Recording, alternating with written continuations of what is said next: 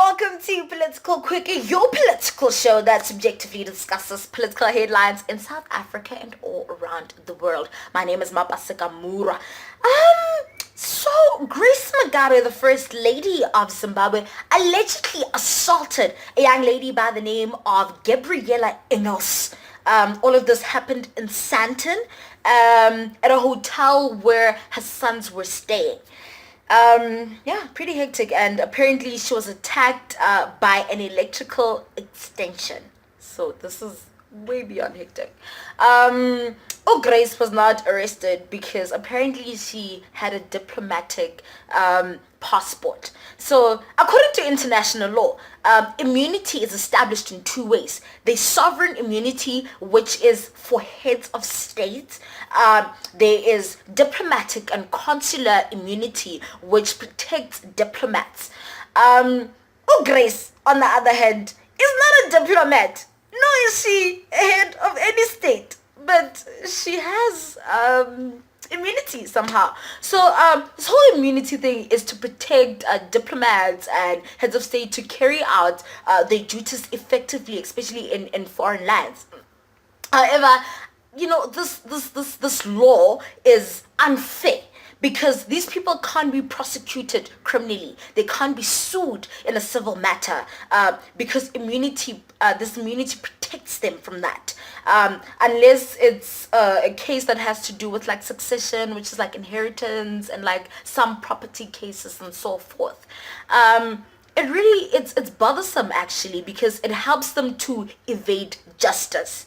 So in the case of Grace Mugabe, our Minister of International Relations decided to confer diplomatic immunity on Grace, and this is in accordance with Section 7, subsection 2 of the Diplomatic Immunities and Privileges Act. So it is within her right to actually do this. But she says that she's acting out. She's doing all of this because it is in the interest of the Republic, which is absolutely ludicrous. Because when you think about it, it means that continental relations, our country's allegiance to that is way more important than the safety and the well-being of the citizens of this country. And that's just crazy. But at the same time, it's our politicians, so nothing they do surprises us anymore, which is kind of crazy. So yeah, there it is. Yeah. So moving on, however, to other news is an issue that is kind of close to my heart. The United Nations. So the United Nations is an organization that is seen as the government of the world. It consists of about 193 countries, and its main purpose is to maintain peace and security in the world. Which is a great idea, by the way. And, during apartheid, the United Nations did play a role in terms of trying to rid of apartheid. So it has different, you can call them houses, like our parliament, where you have the National Assembly and the National Council of Provinces. They have the General Assembly, the Security Council, the Office of the Secretary General. But the big dogs are the Security Council, and that's sort of where most of like the really hectic decisions are made. And this consists of 15 members. It's got 5 permanent members, and it's got 10 temporary members. And this is where my problem is, right? These 5 permanent members are the cool kids of the world. You have France, Russia, the UK, China, and the coolest kid of them all, the United States of America. Yes, what a mouthful for some weird reason. So when decisions are being made, right, when a resolution needs to pass, etc., they have to vote, and they have to get 9 yeses for the resolution to pass, and concurring votes by the 5 permanent members, which is kind of bothersome, because the 5 permanent members have the right to veto, which is a jargon way of saying they've got the right to reject the resolution. So if one of them is like, no, I shall veto this time, that means that the resolution will not pass. The decision will not be made, which is, a very, very situation. The United Nations is a great idea. And it's sort of like the big brother that will kuza the states when they are going left. But my problem is the fact that the cool kids, if they decide they're not on board and they don't want that to happen, then it doesn't happen. Which kind of means that this isn't a democracy then. It's sort of a authoritarian kind of system, and if anything, it's kind of disgusting. So until the decision-making situation is sorted out, where we have a more democratic way of coming to a conclusion, then I think it's disgusting. It is disgusting. Anyways, moving on to international news.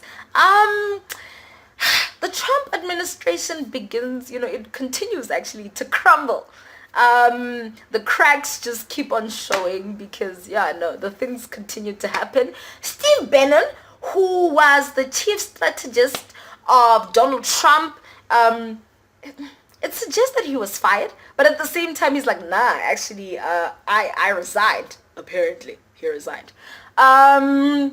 He, however, did not go very easily, saying that the Trump administration is actually the most divided administration ever in the history of the U.S. Steve Bannon is a very interesting character, but we're not going to discuss his colorful nature. But he said that he is thinking of starting his own network, in other words, his own channel, where he's going to target Democrats and Jared Kushner and Ivanka Trump. Jared Kushner is Ivanka Trump's husband, who is also an advisor of Donald Trump. So I feel like we shall fix our eyes on the US and what happens next, because this is a very exciting issue. Even though, low-key, you just hope and pray that they will get their act together somehow. Yes.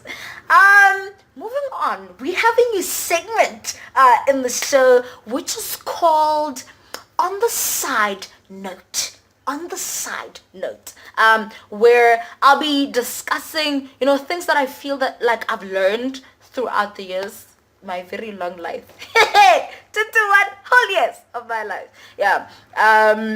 Because I feel like I've said this before, I'm very passionate and I care about the mentality of us, the youth, how we think. And so lesson number one is preparation.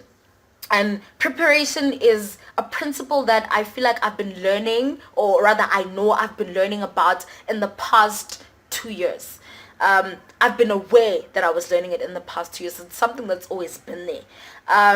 And so the way I look at it is that you have a vision for whatever goal that you want to attain, and then you have this period of what feels like absolute silence and nothing is happening, and then you get the opportunity to attain your goal. It's kind of how I feel. Within that period, I feel like most of the time you face a lot of frustration because you are twiddling your thumbs and you are waiting and you're like, okay, what's going to happen? How am I going to attain this thing? But I've kind of sort of learned that actually that time of nothingness is actually the time for preparation. For instance, on this Sunday, I'll have the opportunity to produce my first service at church. And before I actually get to produce, I was told, okay, you're actually rostered on the 27th to produce. And so I've had this time, which has been a time for my preparation. And I believe that preparation comes in two ways. You get preparation of your character, where personally I believe that God sort of harnesses your character. And he deals with your emotional intelligence. So that's dealt with because you need to be prepared for that moment, that opportunity that's to come. And the second form of preparation would be more intentional, more conscious, in the sense that you intentionally equip yourself with skills in order for you to be ready to achieve that specific goal. So a lot of people, this has been said a gazillion times, that success is preparation meets opportunity. And I think that's actually true, because you have this vision and then you have this time where you get to be prepared and you prepare yourself, and then you'll get this opportunity. And the only way you can really optimize and be at full capacity and express yourself in the highest form is to be prepared. That is the only way, I believe, in order for you to achieve that goal. So yeah, lesson number 1 is preparation, and I hope that you guys can take something away from that. So yes, just continue to do your thing. Be awesome, be great, go out there, use your talents to serve humanity, and I will see you guys next week Tuesday. I love you a lot.